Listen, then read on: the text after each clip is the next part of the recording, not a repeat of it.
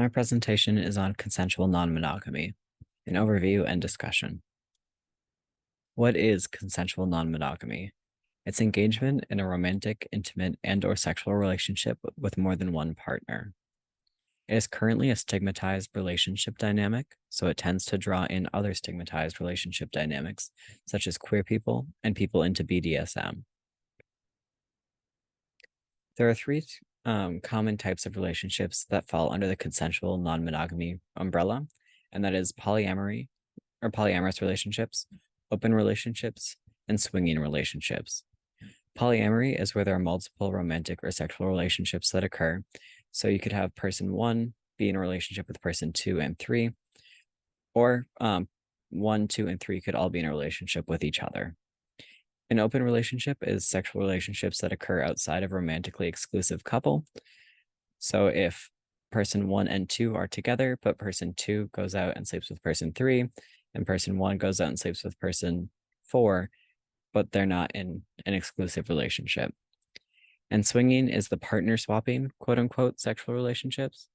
So you have a exclusive couple that then, or a romantically exclusive couple that then will go out and meet with other couples or other individuals and sleep with them.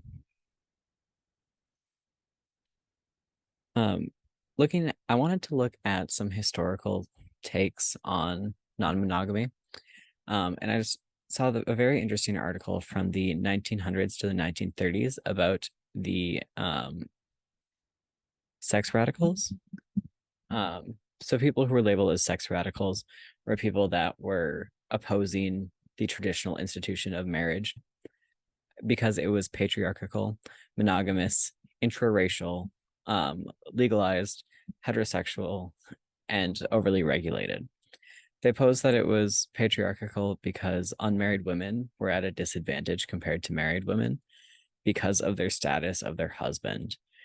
They opposed the monogamy because there was birth control and there was a focus more on female sexual enjoyment and pleasure rather than strictly reproductive, or rather than having sex strictly for reproduction.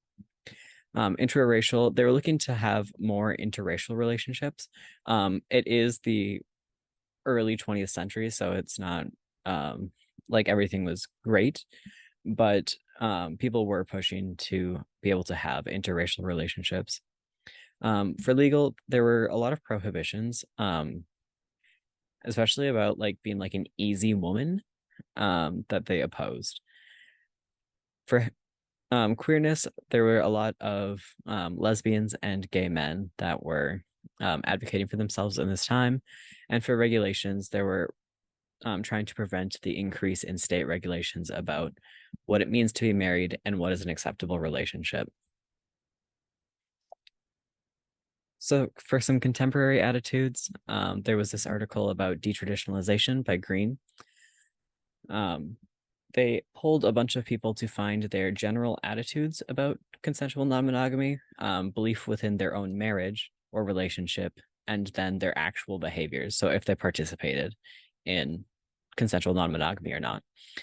And in all three regards, all three categorizations, people were pretty split about what they considered to be okay. And it was what I found most interesting is that they weren't split in like a binary sense. It was along a spectrum,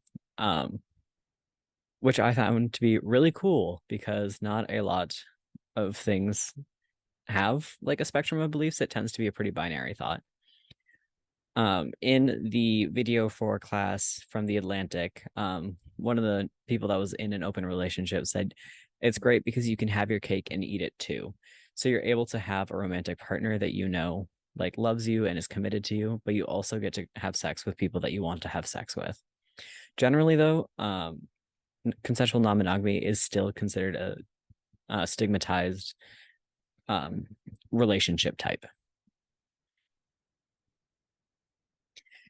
To go a little bit more off of the like spectrum, I have the quote here: "Love is a feeling, monogamy is a rule," which is from the Vox video that we watched about monogamy explained.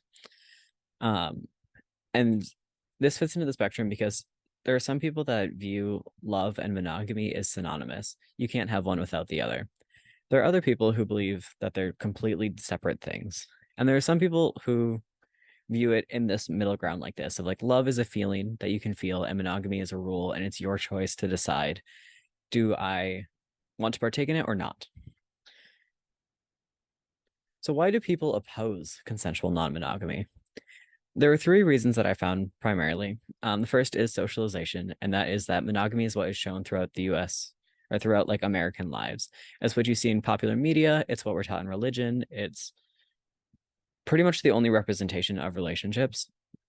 The second one is gender roles, and that's that the belief that women are naturally monogamous and a like sexist take of women don't want to have sex with other people.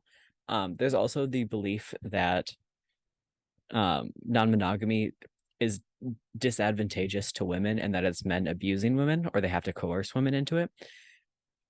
Which Fisher, who is my source here, was talking about how she absolutely was not coerced into non-monogamy and she is the one who proposed it to her partner. And then the last one is methodology about studies regarding consensual non-monogamy.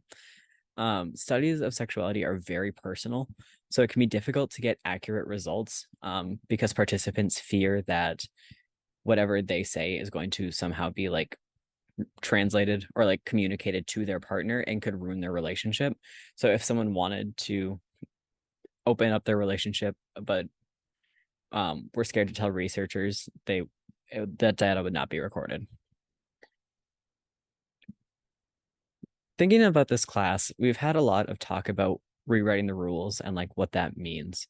So I broke down some steps of how we can rewrite the rules about monogamy. So for the rules of monogamy can be really unclear. So the first step is define by yourself what counts as infidelity. Is flirting with someone else? Is kissing someone else? Having sex? Having e-sex? What do you personally find to be infidelity? The second is, how does my understanding of sexuality affect this? If I am a straight person, is my partner talking to someone of the opposite sex? Is that considered cheating? If I were not a straight person, would I still be upset about my partner talking to someone of the same sex? The third is, how does my understanding of gender affect what I view as infidelity? Again, this goes back to the belief that like women are naturally chaste and men are men are more naturally prone to non-monogamy. And taking a step back to evaluate, is that the truth? Is that what I actually believe? This fourth step is, have I communicated my rules with my partner? In Barker's book, she talks a lot about how rules regarding monogamy are not really explicitly stated until it's too late and one person has crossed the other person's boundaries. So have I made sure that my partner knows what my rules are? And also, have I listened to my partner's rules about what constitutes monogamy? Because they can differ, and they often do. I wanted to look at health outcomes of consensual non-monogamy because I am a public health person, and this is very interesting to me. So for satisfaction, there was no like conclusion about whether or not consensual non-monogamy yields more satisfaction within relationships because it's based on equitable or perceived equitable benefits of being in that relationship. So like if someone is putting a ton of labor into the relationship and not getting a lot out, they're not going to be satisfied regardless of sexuality or relationship type. For intimacy, people that were in non-monogamous relationships reported higher levels of intimacy or a higher sense of intimacy because of the communication that's required in order to be non-monogamous and be okay with it, or like in order to be non-monogamous. For trust, consensual non-monogamous relationships are built on trust according to the Gender and Sexuality Therapy Clinic. And because they're built on this trust, it tends to be higher than within like traditional monogamous couples. We can see this also a bit with going back to the example of like straight couples not allowing their partner to talk to people of the opposite sex. um it shows some insecurity in your relationship and not a lot of trust. For safer sex practices, consensual non people that are in non-monogamous relationships are more likely to practice safer sex methods. In particular, they're a lot more likely to use barrier methods, and they're also a lot more likely to be tested for STIs before sleeping with a new partner. Here are my references and more. Thank you.